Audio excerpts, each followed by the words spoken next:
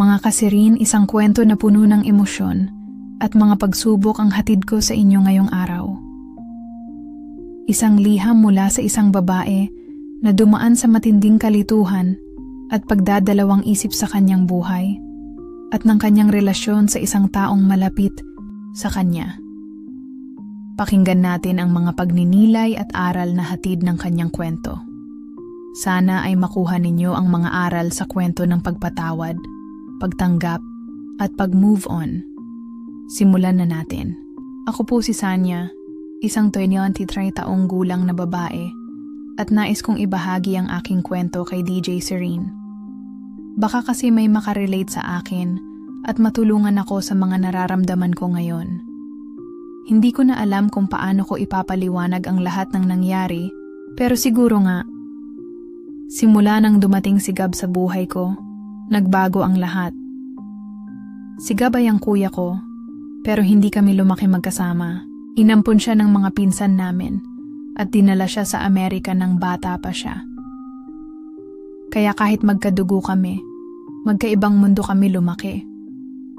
Hindi ko nga siya masyadong nakilala noon, pero nang bumalik siya dito sa Pilipinas, parang isang buong bagong mundo ang binukas sa akin.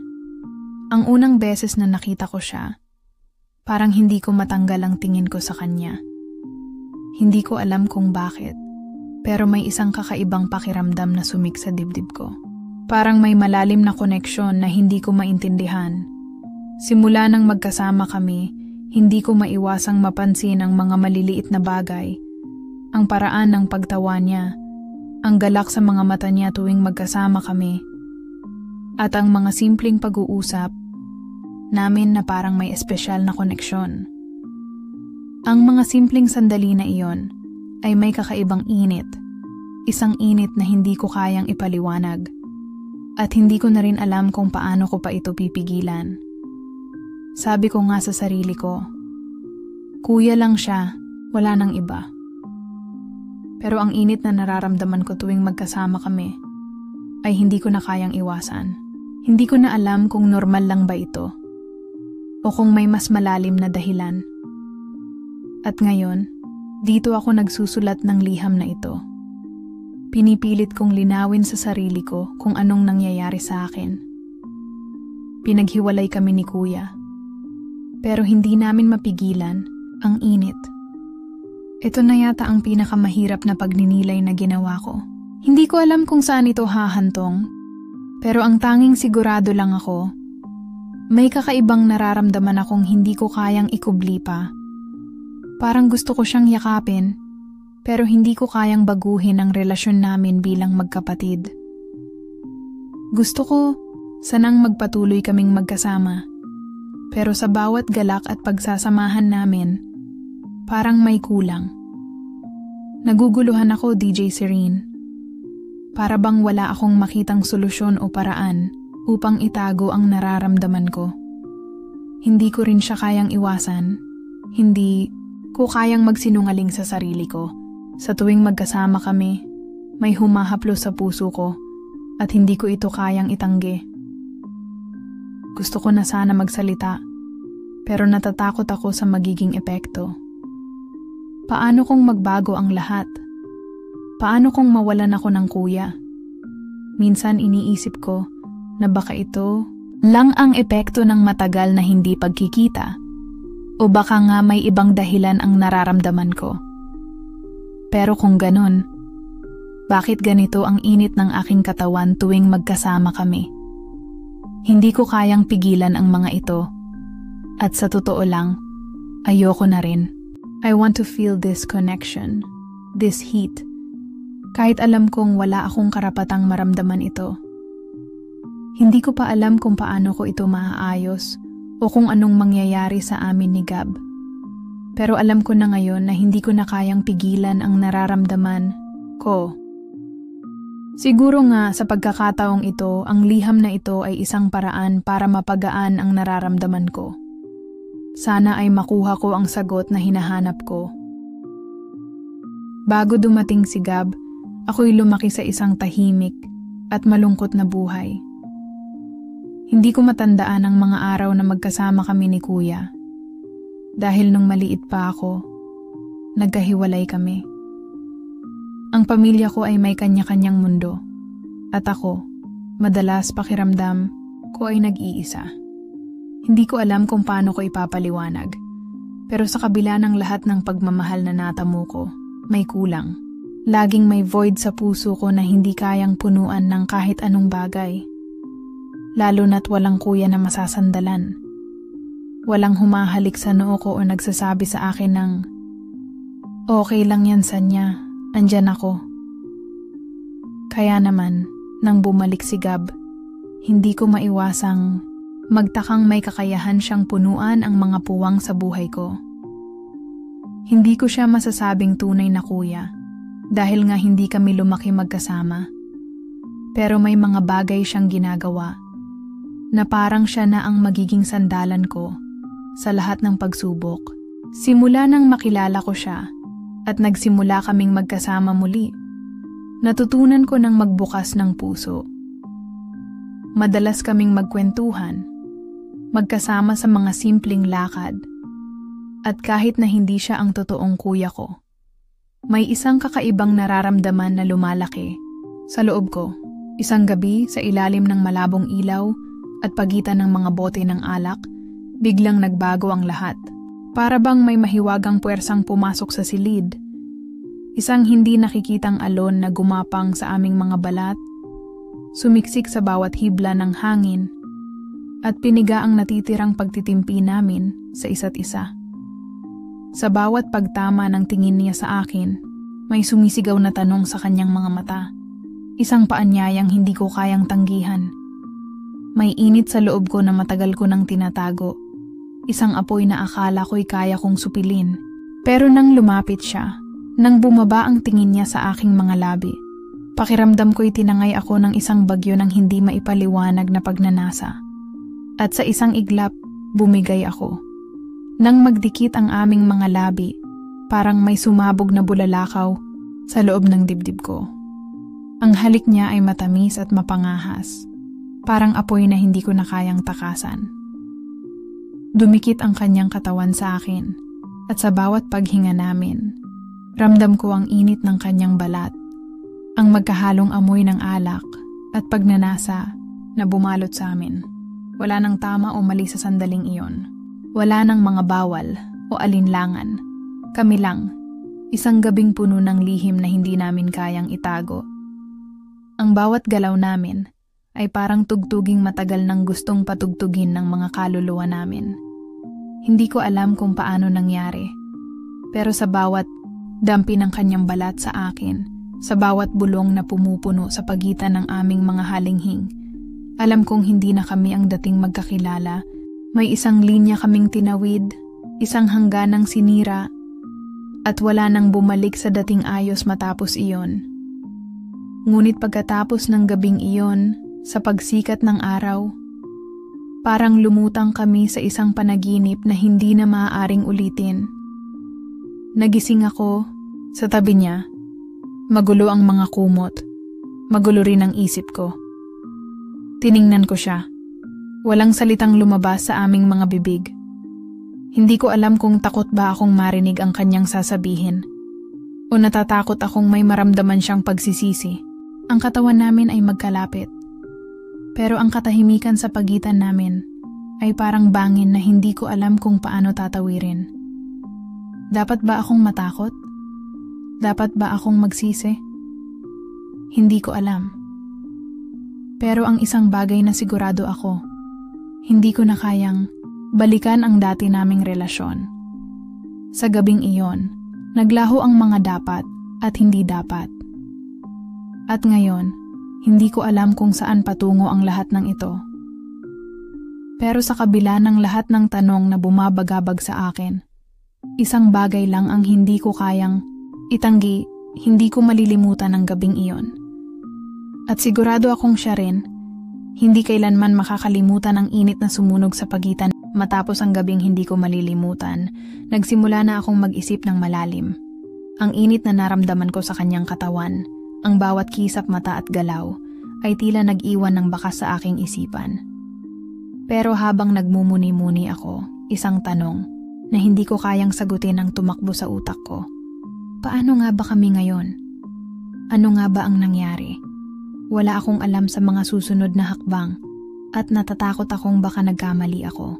Hindi ko kayang tanggapin na baka masira ang lahat ng relasyon namin dahil sa isang gabi ng impulsive na desisyon. Dahil dito, nagdesisyon akong umiwas kay Sanya. Pinilit ko ang sarili kong magpatahimik, mag-isip at magbigay ng espasyo sa lahat ng ito. Pero habang ginagawa ko iyon, hindi ko maiwasang maramdaman ang pagkabighani at pagnanasa na hindi ko kayang alisin sa aking katawan. Kailangan kong magdesisyon kung magpapatuloy ba ako sa ganitong estado o susubukan kong kalimutan ito. Pero paano ko makakalimutan ang nangyari? Ang gabing iyon ay tila isang apoy na hindi ko kayang patayin at kahit anong gawin ko, nararamdaman ko na ang init ng kanyang katawan, ang haplos ng kanyang kamay, at ang hindi ko kayang ipaliwanag na koneksyon sa pagitan namin, lalo lang akong nalilito. At hindi ko alam kung anong nararamdaman ko. Dahil dito, hindi ko alam kung paano makikisalamuha kay Sanya. Pinipilit ko siyang iwasan, ngunit sa bawat araw na lumilipas, lalo kong nararamdaman ang kawalan. Lalo na kapag andyan siya at ako'y nagtatago sa likod ng mga peke kong ngiti at pagpapanggap na hindi ko siya miss. Sinasadyang magtama ang mga mata namin at alam kong pareho kami ng nararamdaman. Parang hindi namin kayang ipagpatuloy ang pagtanggi sa init na nararamdaman namin. Pero wala kaming lakas ng loob na aminin ito. Si Sanya naman, sa kanyang mga mata, alam ko na may parehong kaguluhan. Nakikita ko ang mga tanong na naglalaro sa kanyang isipan at nararamdaman ko na pati siya ay naguguluhan.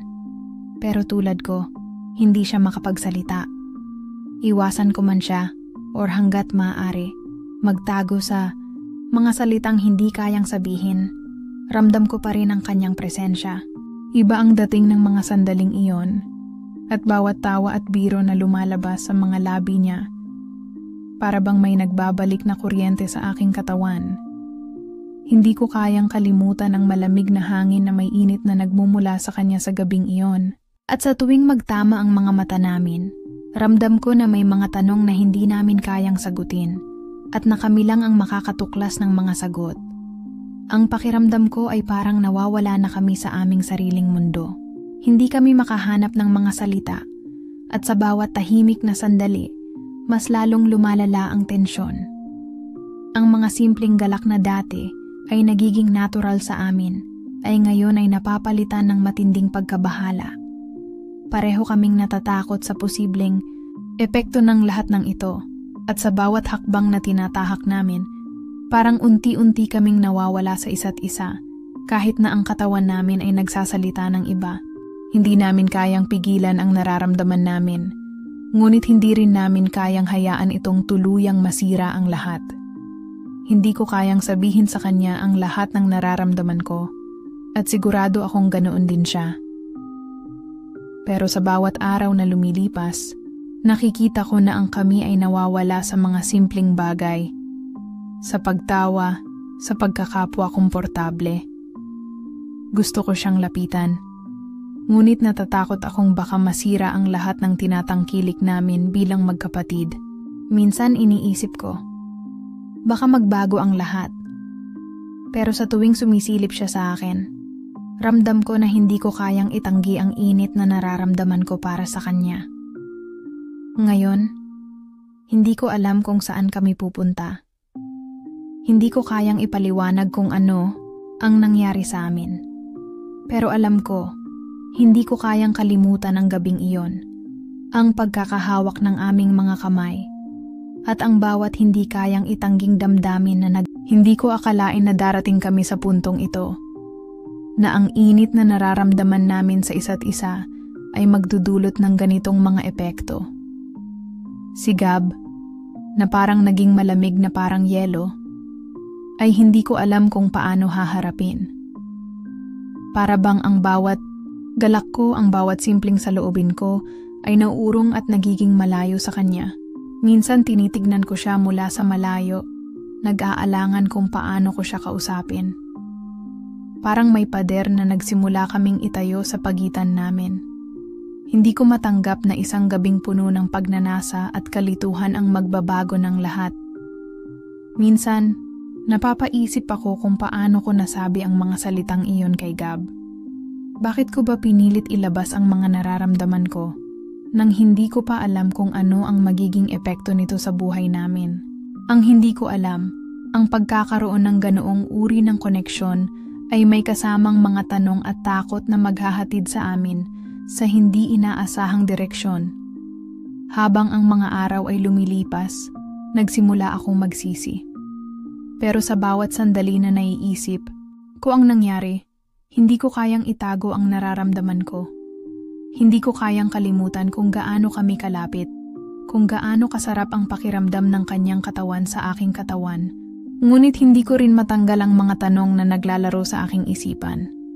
Lalo ko pang nararamdaman ang sakit ng mga hindi nasabi. Sa bawat pagtahimik namin, parang may mga piraso ng aming mga damdamin na nawawala. Mga salitang hindi nasabi, mga galak na hindi na naipahayag. Nagsimula kaming mag-usap ng tapat. Para bang isang pagkakataon na hindi na namin kayang itago ang mga nararamdaman namin. Nais ko siyang tanungin kung paano nga ba kami ngayon, kung anong nangyari sa amin. Pero habang nagsasalita kami, ang mga salitang inilalabas namin ay nagsimula ng magmukhang magkaibang mundo. Ang mga simpleng tanong ay nagiging komplikado. Ang mga sagot ay puno ng mga pagdududa. Para bang ang bawat sinabi namin ay may kasamang takot at hindi pagkakaintindihan. Ang pakiramdam ko ay parang may mga piraso ng aming relasyon na nawawala. Ang mga pag-uusap namin na dati ay puno ng saya, ay naging malungkot at puno ng pag-aalangan. Ang init na naramdaman ko sa gabing iyon ay nagbigay ng kasiyahan. Ngunit ngayon, bawat sandali ay puno ng kalituhan at takot na masaktan. Si Gab, na kung dati ay maasahan ko sa lahat ng bagay, ay nagiging malayo. At ako, hindi ko rin matanggap ang nangyari. Hindi ko kayang tanggapin na ang isang gabing puno ng init at kaligayahan ay magdudulot ng ganitong sakit at pag-aalala sa aming dalawa. Minsan, naguguluhan ako kung dapat ko bang pagtakpan na lang ang lahat at magpatuloy. Pero bawat araw na lumilipas, lalong lumalalim ang mga pagdududa ko. Si Gab, kahit na hindi ko siya matanong ng tuwiran, alam kong may nararamdaman siyang pagkalito at pagkabahala. Hindi ko alam kung paano namin mapapalitan ang mga pagkakamali at kung paano namin ayusin ang aming mga buhay. Wala kaming natutunan kung paano magsimula ulit at ibalik ang dating kami. Lahat ng bagay ay nagiging komplikado. Ang mga simpleng galak na naaalala ko sa mga araw na magkasama kami ay nagiging lungkot at pananabik. Hindi ko kayang itago ang aking nararamdaman para kay Gab at sigurado akong ganoon din siya. Ngunit hindi namin kayang sabihin sa isa't isa kung gaano kami nasasaktan. Parang pareho kaming natatakot na masaktan ulit, pero ang sakit na nararamdaman namin ay parang hindi natatapos. Puno ng mga tanong ang bawat araw, at kahit anong gawin namin, hindi namin kayang itago ang init at ang mga tanong na patuloy na umiikot sa aming isipan. Wala kaming sagot, pero alam ko, hindi kami makakalayo sa isa't isa. Sa bawat silip ng kanyang mga mata, sa bawat pagdapo ng kanyang kamay sa aking balat, ramdam ko pa rin ang mga tanong na naghihintay ng kasagutan. Habang ang mga araw ay patuloy na lumilipas, unti-unti kong nararamdaman ang bigat ng mga nangyari sa amin ni Gab. Sa mga tahimik na gabi, walang ibang maririnig kundi ang mga ugong ng mga kaisipan ko na nagsisiksik sa aking utak. Hindi ko alam kung paano magsimula muli o kung may dahilan bang magpatuloy pa kami. Sa bawat hakbang na tinatahak ko, Ramdam ko ang galit ng aking mga damdamin. Kung ginawa ko ba ang tama o baka napilitang sundan ang isang landas na hindi ko kayang dalhin. Nag-aalala ako kung ang nangyari sa amin ay isang pagkakamali o kung ang init ng mga katawan at puso namin ay isang simpleng pagpapakita ng pagkasabik na hindi naman talaga dapat mangyari. Hindi ko kayang tanggapin na ang mga nararamdaman ko ay magiging sanhi ng mga komplikasyong wala akong ideya kung paano lulutasin. Si Gab ang kuya ko, nagiging mas malayo at ako hindi ko alam kung paano magtapat o kung dapat ko bang isara na lang ang lahat ng ito. Ang aking puso at isipan ay patuloy na naglalaban at doon ko naisip na kailangan kong mag-isip at magmuni-muni. Hindi ko kayang balewalain ang mga nangyari at ang nararamdaman ko para kay Gab. Kaya naman, sinimulan ko ang isang pagninilay na puno ng mga tanong. Sino ba ako sa gitna ng lahat ng ito? Ano ba talaga ang gusto kong mangyari? Bakit ko ba nararamdaman ito? Ang init na dulot ng aming mga mata. Ang mga halakhak na puno ng kasiyahan. Ang mga sandaling magkasama kami. Lahat ng ito ay nagiging isang kalituhan. May mga pagkakataon na ako mismo ang naguguluhan sa aking nararamdaman. Si Gab, na naging bahagi na ng aking buhay, ay hindi na lang basta isang kuya, kundi isang tao na nagbigay ng ibang klase ng kasiyahan at kaligayahan. Pero, paano ko ito ipaliwanag? Bakit ako natatakot? Hindi ko alam kung ano ang ibig sabihin ng mga halik at ang init ng katawan ko sa bawat pagdapo ng kamay niya. Nakakatakot at magulo, ngunit hindi ko rin kayang pigilan. Sa mga gabing tahimik, iniisip ko kung may magbabago pa ba. Kung ba't pakiramdam ko ay may mali. Kaya't hindi ko maiwasang magtanong sa sarili ko. Kung wala siyang nararamdaman, may magagawa pa ba ako? O baka naman ang nararamdaman ko lang ay dahil sa pagnanasa at hindi ko pa talaga naiintindihan ang tunay na ibig sabihin ng lahat ng ito. Minsan, iniisip ko rin kung nagkamali ba ako ng hakbang. Maraming beses ko nang tinanong ang sarili ko kung ito ba ay isang pagkakamali o kung sa kabila ng lahat ng takot at kalituhan, ito ang nararapat. Ang mga pagkakamali ay hindi palaging nangangahulugang tapos na. Kung minsan, ito ang nagiging dahilan upang magtulungan tayo na magbago at magpatuloy. Pero ang tanong na iyon, tama ba? Ay patuloy na umiikot sa aking isipan. Hindi ko rin maiwasang maghanap ng sagot mula sa iba. Tinangka kong magsaliksik, magbasa ng mga kwento, o kaya'y makinig sa mga opinyon ng iba tungkol sa mga sitwasyong tulad ng sa amin ni Gab. May mga pagkakataong bumabalik sa akin ang mga saloobin na iniwasan ko lang. Sinubukan kong magsalita sa mga kaibigan ko, pero hindi ko kayang ilahad ang kabuuan ng kwento namin. Minsan, naiisip ko na baka mag-isa lang ako sa landas na ito, at sa kabila ng lahat ng nangyari, wala akong ibang magagawa kundi tanggapin na lang ang aking nararamdaman. Habang ako'y nag-iisa at patuloy na nagmumuni, natutunan kong hindi lahat ng nararamdaman ay madaling ipaliwanag. Hindi lahat ng init ay magdudulot ng mga sagot. Minsan, ang mga tanong ay hindi nasasagot at ang mga nararamdaman ay hindi nasasabi. Ngunit sa kabila ng lahat, natutunan kong tanggapin na ang mga damdamin ko ay bahagi ng aking paglalakbay at hindi ko na kayang itago pa ang mga iyon at sa mga susunod na araw, malalaman ko kung ang mga tanong ko ay magkakaroon ng sagot. Hanggang sa makita ko na lang kung saan dadalhin ako ng aking mga nararamdaman, kung magiging dahilan ito ng aming pagkakahiwalay o magiging pagkakataon para sa isang bagong simula. Dahil sa lahat ng nangyari at sa bigat ng aking mga nararamdaman, hindi ko na kayang magsinungaling pa sa sarili ko. Ang mga gabi ng kalituhan at pag-aalala ay nagbigay daan sa isang malinaw na desisyon. Kailangan kong humarap kay Gab. Hindi ko na kayang itago pa ang sakit at ang mga pagkatalo na dulot ng aming mga pagkakamali. Sa bawat araw na lumilipas, parang tumitindi lang ang nararamdaman kong guilt. Hindi ko alam kung paano magsimula, pero alam ko na kailangan ko siyang makita at humingi ng tawad. Matapos ang ilang linggong pag-iwas at tahimik na mga araw, dumating ang isang pagkakataon na nakita ko siya. Ang kuya kong si Gab. Hindi ko alam kung anong isasagot niya. Kung tatanggapin ba niya ang mga salita ko o kung mas pipiliin niyang lumayo pa. Pero walang ibang mas makakabuti sa akin kundi ang magsalita at magtapat.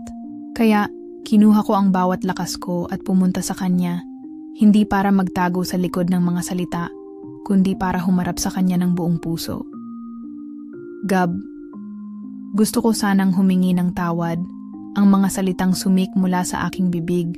Ang boses ko ay puno ng pag-aalala. Nais kong ipaliwanag sa kanya. Nais kong iparating ang mga nararamdaman ko. Hindi ko sinasadya ang mga nangyari. Hindi ko inisip na ganito magiging epekto ng lahat. Hindi ko nais na masaktan ka. Huwag mong isipin na ako lang ang may kasalanan sa lahat ng ito. Tulad ng inaasahan ko, hindi siya agad nakasagot. Ang mga mata ni Gab ay puno ng kalituhan at tila may malalim na iniisip. Hindi ko na kayang tanungin siya agad kung ano ang nararamdaman niya. Pero ramdam ko na may mga tanong din siyang hindi kayang sabihin. Nang magtagal ang katahimikan, nagsimula siyang magsalita ng malumanay. Alam mo, Sanya, mahirap tanggapin ang lahat ng ito. Hindi ko rin alam kung anong nangyari. Hindi ko alam kung bakit nangyari, sagot ni Gab. Ang kanyang tinig ay naglalaman ng kalungkutan. Hindi ko alam kung kaya ko na itong kalimutan. Pero hindi ko naman pwedeng iwasan ka forever. Ang mga salitang iyon ay nagbigay sa akin ng kaluwagan. Hindi siya galit. Hindi siya nawalan ng tiwala sa akin. Pero may bigat pa rin sa kanyang puso. Si Gab ay isang tao na hindi madaling magpatawad. At alam ko na ang mga sugat na dulot ng ating mga pagkakamali ay hindi mabilis gagaling. Ngunit sa mga salitang iyon, mayroong posibilidad. Mayroong pagkakataon na kaya pa naming itama ang mga bagay. Gab, hindi ko alam kung anong mangyayari sa atin, pero sana mabigyan mo ako ng pagkakataon na magbago. Gusto ko ng pagkakataon na magpatuloy at maging buo tayo. Hindi ko kayang mawalan ka, ang huling sinabi ko. Ang aking mga mata ay punong-puno ng emosyon. Habang pinapanood ko siya, naramdaman ko ang kalungkutan sa mga mata ni Gab. Alam ko na hindi madali ang magpatawad at sa mga pagkakataong ito, hindi ko siya pwedeng pilitin. Kailangan niyang magkaroon ng sariling oras para mag-isip. Hindi ko rin alam kung anong mangyayari sa amin pagkatapos ng pag-uusap na ito. Ngunit ang pinakamahalaga ay ang magsimula kami muli. Nang magtagal, si Gab ay nagbigay ng malalim na buntong hininga at nagsabi, "Hindi ko pa alam kung paano natin maaayos ito. Pero magsisimula tayo sa isang malinis na pahina. Ibigay mo lang sa akin ang oras." At doon ko naramdaman na mayroon pa ring pagkakataon. Mayroon pa kaming puwang para ayusin ang lahat. Hindi ko alam kung gaano katagal ang aabutin bago maging buo kami, ngunit alam ko na nagsimula na kami. At yun ang pinakamahalaga. Sa mga sumunod na linggo, nagtrabaho kami upang buuin muli ang aming relasyon. Hindi madali, ngunit natutunan namin pareho na magtulungan, magbigay ng espasyo, at higit sa lahat, magpatawad. Sa bawat araw na magkasama kami, unti-unti naming tinutulungan ang mga sugat na dulot ng aming pagkakamali. Hindi ko alam kung saan kami patungo, ngunit sigurado ako na kung magtutulungan kami, may pag-asa pa rin. Matapos ang lahat ng nangyari, ang lahat ng kalituhan, ang mga takot, at ang mga hindi nasabi, dumating ang sandali na kailangan naming magtagpo muli. Hindi ko alam kung anong mangyayari sa pag-uusap na yon. Kung tatanggapin ba niya ang lahat ng nararamdaman ko o kung magiging isang hakbang lang ito patungo sa mas matinding pagkakalayo. Pero alam ko, hindi ko na kayang magpatuloy nang hindi siya nakikita at hindi ko mailalabas ang lahat ng naiipon kong emosyon. Nagpunta ako kay Gab at habang nilalakad ko ang mga hakbang papunta sa kanya, nararamdaman ko ang init ng aking katawan, isang halo ng kaba at pananabik. Ang puso ko ay mabilis na tumbiting at ang mga tanong sa isip ko ay hindi mawala. Paano kung hindi na siya magpatawad? Paano kung hindi na kami magkausap? Pero nang makita ko siya, nakita ko sa mga mata ni Gab na hindi siya galit, hindi rin siya nawawala sa sarili. Ramdam ko na handa na siyang makinig. Handa na niyang tanggapin ang mga sasabihin ko. Gab, ang mga salitang lumabas sa aking bibig ay maluha-luha. Mahal ko siya. Mahal ko pa siya. Gusto ko siyang magpatawad. Hindi ko na kayang mag-isa. Ang takot na nararamdaman ko, ang lahat ng pagkakamali na ginawa ko. Hindi ko na kayang itago pa. Tinutok ko ang aking mga mata sa kanya. Nakangiti siya ng kaunti, pero ramdam ko ang sakit sa mga mata niyang nagsusumbat. Walang sinabi si Gab, ngunit ramdam ko ang bigat sa kanyang dibdib. Ang mga saloobin na hindi kayang sabihin sa mga salitang kayang tanggapin. Muling tumahimik ang paligid at pareho kaming naghintay ng ilang sandali. Ang puso ko ay parang magpupumiglas mula sa dibdib ko. Ang bawat segundo ay punong-puno ng takot at pangarap na hindi ko kayang baguhin. Ngunit si Gab, sa kabila ng sakit at kalituhan, tumingin sa akin at dahan-dahang nagsalita. Sanya, hindi ko alam kung paano ko magpapatawad, pero gusto kong magbago tayo. Ang mga salitang iyon ay parang isang alon na dumaan sa katawan ko. Hindi ko alam kung anong mangyayari, pero sa mga salitang iyon, may lakas akong naramdaman. Hindi ko na kailangang maghanap pa ng mga dahilan para magtago o magtakip ng nararamdaman. Tumanggap kami sa isa't isa ng buo, sa kabila ng lahat ng nangyari, ng lahat ng pagkatalo. Nagsimula kaming mag-usap ng tapat, tinanggap ang mga pagkakamali, at iniwasan ang mga paghuhusga. Puno kami ng mga takot. Pero sa bawat salitang lumalabas, mula sa aming mga bibig, nagiging mas magaan ang aming nararamdaman. Natutunan naming hindi na kailangang baguhin ang nakaraan. Hindi na kailangang magtago sa mga anino ng mga hindi nasabing salita. Kung paano man kami nagkamali, kung paano kami nawalan ng mga pagkakataon, hindi na namin kayang baguhin. Pero natutunan naming magpatuloy at magsimula muli. Habang ang emosyonal na tensyon ay ramdam sa bawat saglit ng aming pag-uusap, nagdesisyon kami na magpatawad sa isa't isa at sa aming mga sarili. Ang init ng aming mga katawan, ang lakas ng aming koneksyon, nagbigay daan sa isang mas malalim na pagkakaintindihan. Isang pagkakaintindihan na nagbigay buhay sa aming relasyon. Natutunan namin na ang pagnanasa, ang pangarap, at ang takot ay parte ng aming buhay. Ang mahalaga ay magpatuloy kami sa pagtutulungan, pagtanggap at pagpapatawad. Ang gabi na iyon ay puno ng mga salita na nagpagaan ng aming mga puso. Sa mga sandaling iyon, natutunan namin na hindi ang mga pagkakamali o ang nakaraan ang magdidikta kung anong magiging bukas namin, kundi ang kung paano kami magpatawad at magsimula muli. Natutunan naming sa kabila ng lahat ng takot ay mayroon pa kaming pagkakataon na magbago at magsama, hindi lang bilang magkapatid, kundi bilang mga tao na handang magpatawad at magpatuloy.